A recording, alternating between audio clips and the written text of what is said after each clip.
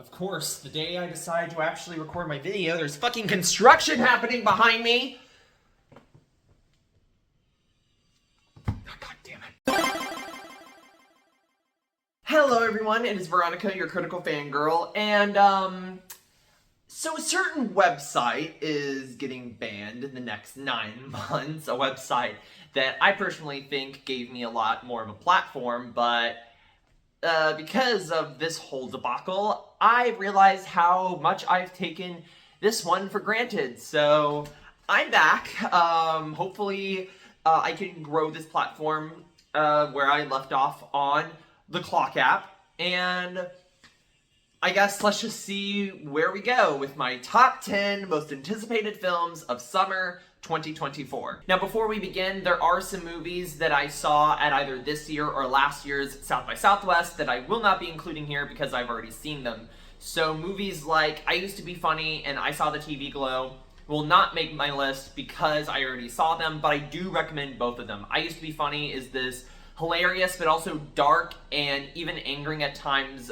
dramatic comedy about trauma, and I Saw the TV Glow is such a great introspective on nostalgia and also gender and sexual identity with a terrific performance by Justice Smith. Now, before we get into the actual list, I do have a few honorable mentions, and those films are Dee Dee, Robot Dreams, which is coming out in summer of 2024 in the United States, so it counts, The Bike Riders, Deadpool and Wolverine, and National Anthem.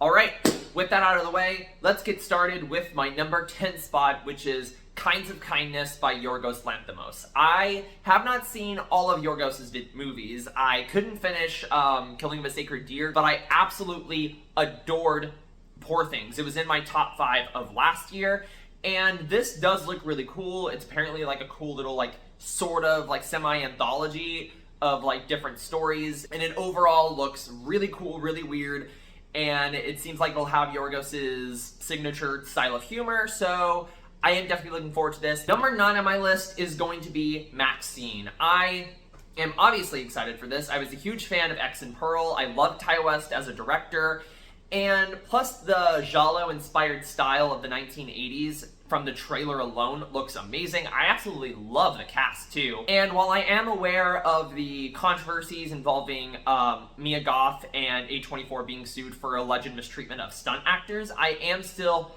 hoping that this movie kicks ass, and that trailer was great.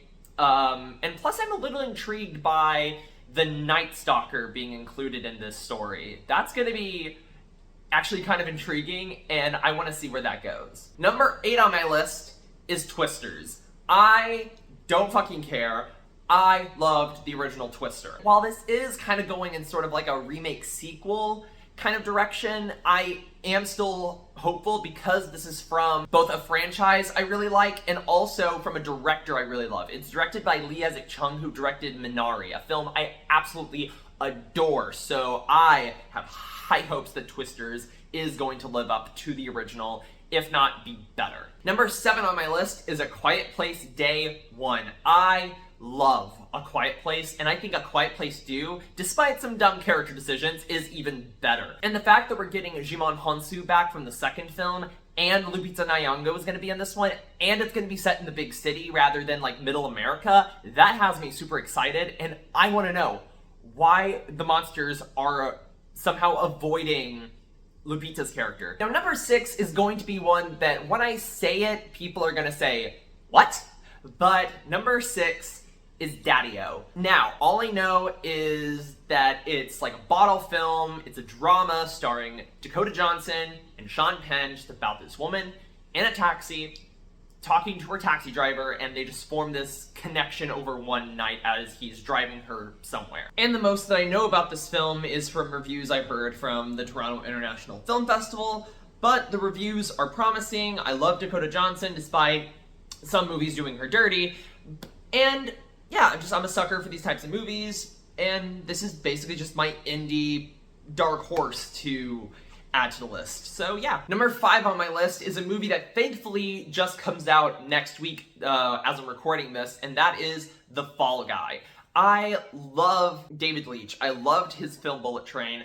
I also love Emily Blunt. I love Ryan Gosling. I've heard nothing but praise from reviews from South by Southwest, and it just looks like a lot of fun. I'm definitely gonna take my partners to see it, and just I don't know, I'm excited. This looks so fun and so cute. Number 4 on my list is Kingdom of the Planet of the Apes. I know that Matt Reeves isn't coming back to direct, but The Maze Runner was one of the more consistently good young adult franchises, so I do trust the director of that to be taking over for this. Overall, this just looks awesome, and I do wonder if this is going to introduce Dr. Zaius' experiments from the first film, because if it does, that's going to be very interesting. Now, if I'm being completely honest, number 3 and number 2 are basically interchangeable. Both are from Neon, both are horror films, and both I am very excited for.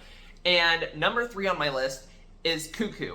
Now, I understand this movie's been getting very polarizing reviews, but that's actually kind of why I'm intrigued by this movie. I have heard a little bit too much about what the plot actually is, but I'm still looking forward to it. I love Hunter Schafer, I love Dan Stevens, and this just looks fucking bonkers and insane. And like, is it a horror movie? Is it a thriller? Is it a comedy? Is it all three? Who the fuck knows?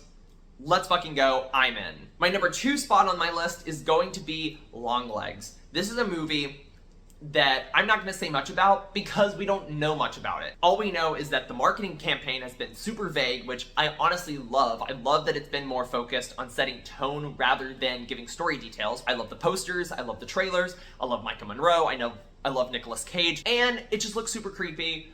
I have a feeling this is going to be my next Hereditary, where this is going to be the next film that fucks me up for like a week or more. And my number 1 film of the summer, you know it's coming. This is a movie that looks badass. I've been excited for this ever since they announced the main casting, and that is Furiosa, a Mad Max saga.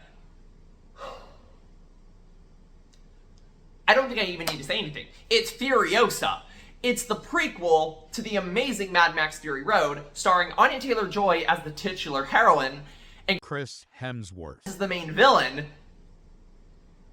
directed by George Miller. I don't need to say anymore.